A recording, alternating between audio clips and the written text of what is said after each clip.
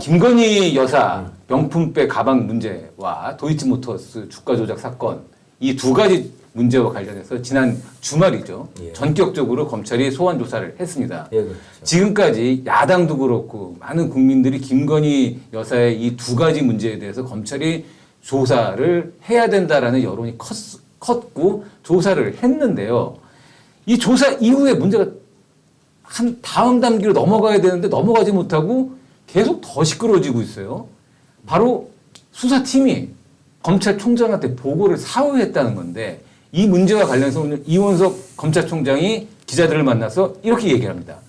국민들께 법 앞에 예외도 특혜도 성역도 없다고 여러 차례 말씀을 드렸는데 대통령 부인 조사 과정에서 원칙이 지켜지지 않았다. 이런 얘기를 했습니다. 자, 그렇죠. 이원석 총장이 얘기한 원칙이 지켜지지 않았다라는 내용은 뭔가요?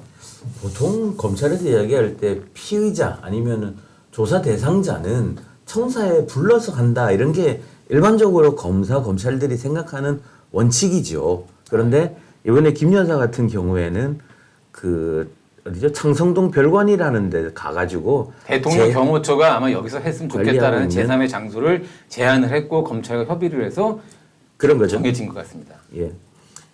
근데 통상 이게 계속 문제가 이제 되고 야당에서도 문제 제기를 하고 하는 게 보통 검찰 대면 조사라는 게 누구누구를 어떤 실체적 진실을 위해서 조사를 했다라는 내용, 무엇을 조사했냐는 내용도 중요하지만 어떻게 했냐는 그 형식과 절차도 항상 이건 무시할 수가 없거든요. 그렇습니다. 그런데 이번 같은 경우에는 대부분 물론 그런 건 있습니다. 야당이나 이런 쪽에서 원하듯이 막 얼굴을 노출시키고 무슨 마녀 사냥하듯이 망신주기는 안 되는 거지만 꼭 검찰 총사가 아닌 곳에서 조사할 필요가 있었느냐 여기에 대해서는 충분히 비판과 지적이 나올 만하죠. 게다가 이번 그 수사 조사 과정에서 보통 검찰 조직의 수장이 검찰총장한테 사건을 이렇게 수사를 하겠습니다 보고를 하고 특히 제3의 장소에서 조사를 하겠다고 이 검찰총장에게 보고를 해야 됩니다. 게다가 예.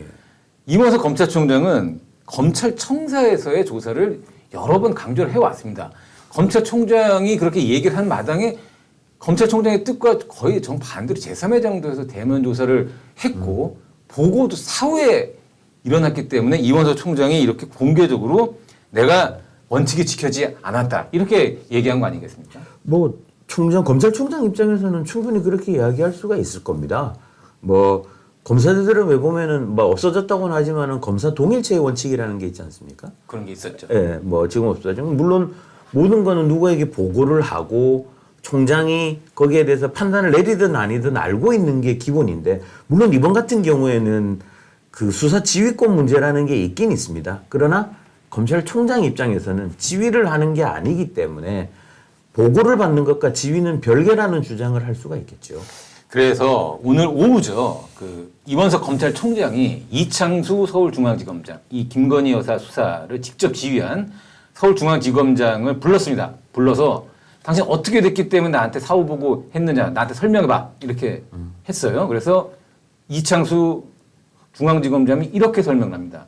문재인 정부 때 윤석열 검찰총장과의 연관성 때문에 도이치모터스 사건에 대한 검찰총장의 수사 지휘권을 배제를 했습니다. 그래서 이 수사 지휘권 문제에 대해서 보고를 못 드렸고요. 근데 명품 가방 조사가 예정에 없던 명품 가방 조사도 시작이 됐기 때문에 보고가 늦어졌습니다. 죄송합니다. 이렇게 얘기를 했답니다. 그렇게 알려줬어요. 수사 지휘권 문제라는 게 왜 배제를 했던 겁니까? 당시 이게 그 도이치모터스 주가 조작 사건이 윤석열 대통령이 총장 시절에 검찰총장 시절에 문제가 됐었던 건데요. 당시에 이거를 수사하려고 하면서 당시에 추미애 법무부 장관이죠.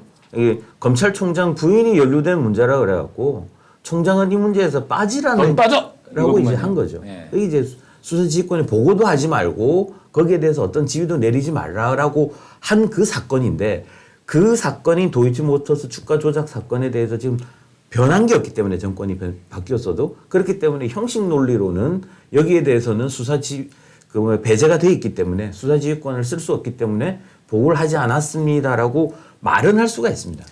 이 권성동 의원도 이제 그런 식으로 얘기를 했어요. 수사 지휘권이 배제된 검찰총장이 검찰청 조사 등을 요구하면 직권 남용이고 월권이다.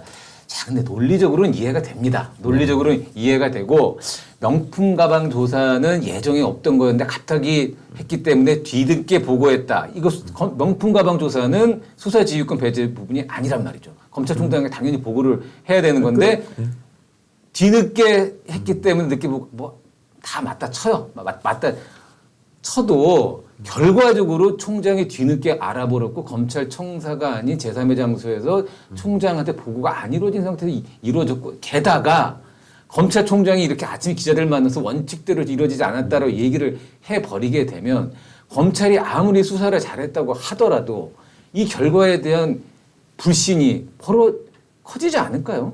무슨 결과가 나오든 간에? 뭐 무슨 결과가 나오든지 간에 검찰총장이 동의를 하지 못하고 그다음에 그 결과가 어떻게 나오든지 간에 이 민주당이나 이런 쪽에서는 이 결과를 어떻게 믿느냐.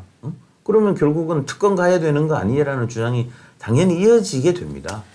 사실 민주당은 무슨 결과가 나도 특검 얘기를 할 예정이었습니다. 근데 이 울고 싶은 사람한테 뺨 때려주는 격 아닌가요, 이게? 그렇죠. 특히 명품백 같은 경우에는 이게 조사를 하게 될지 안 될지 몰라가지고 보고를 안 했다는 거는 그야말로 진짜 그건 형식 논리죠. 예를 들면 그걸 담당했던 검사와 차장 검사나 이런 거 다 준비를 시켜놓고 그랬으면은 예를 들면 그 김 여사 관련해가지고 총장한테 보고할 때는 수사지휘권 문제가 되는 거는 이야기를 안 하더라도 명품백 이야기는 이거는 저희들이 조사를 하려고 지금 시도 중입니다. 근데 검찰청사에서 하자는 거와는 대통령실과는 조율이 안 돼서 지금 제3의 당소에서 지금 시도를 하는 중입니다라는 거는 사전 보고하는 게 맞죠. 게다가 이 대통령실과 이원석 검찰총장이 김건희 여사 수사 문제로 갈등을 노출하는 것이 갈등을 노출한다는 거 공개적으로 이제 갈등이 드러난 거죠. 이게 이번이 처음이 아닙니다. 지난 5월 달이죠. 그렇죠. 이원석 총장이 김건희 여사 수사 전담팀 구성을 지시를 했습니다. 그 며칠 후에 물론 예정된 거긴 하지만 대통령실에 민정수석이 임명이 됩니다.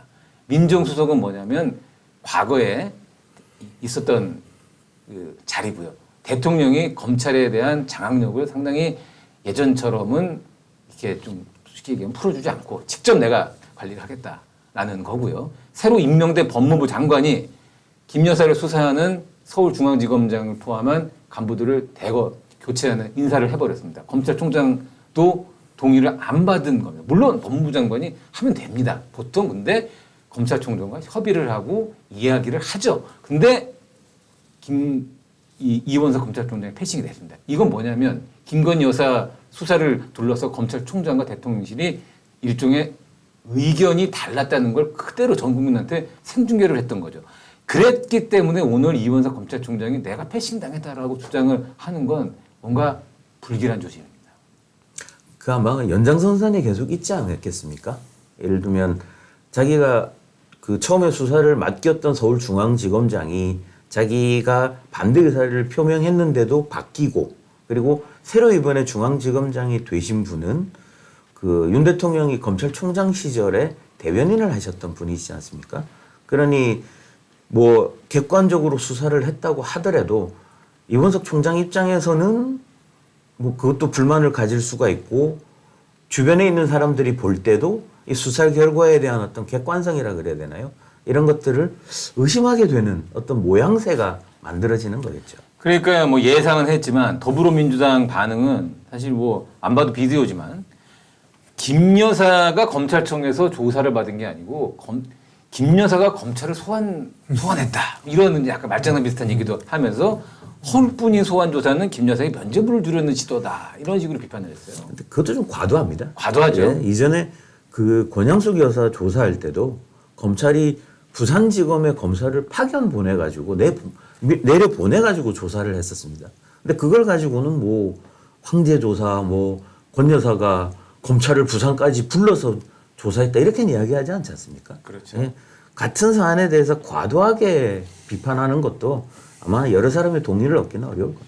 이원석 총장이 검찰청사에서의 뭐 사실상 공개적인 어떻게 보면 뭐 포토라인에 세우는 것까지 이원석 총장이 요구했는지는 확인되지 않습니다만 그런 식의 조사는 좀 과도하고 오히려 어떻게 보면 본질과는 무관한 이런 식으로 제3의 장소에서라도 조사가 제대로 이루어지면 됩니다. 근데 이런 문제들이 총장에 대한 사후 보고라는 문제로 총장 패싱 문제가 불거지고 다시 이게 국민에 대한 불신을 자초하는 일로 이어지게 될 경우 결국 그 피해는 대통령실, 검찰 모두가 지게 되는 일이거든요.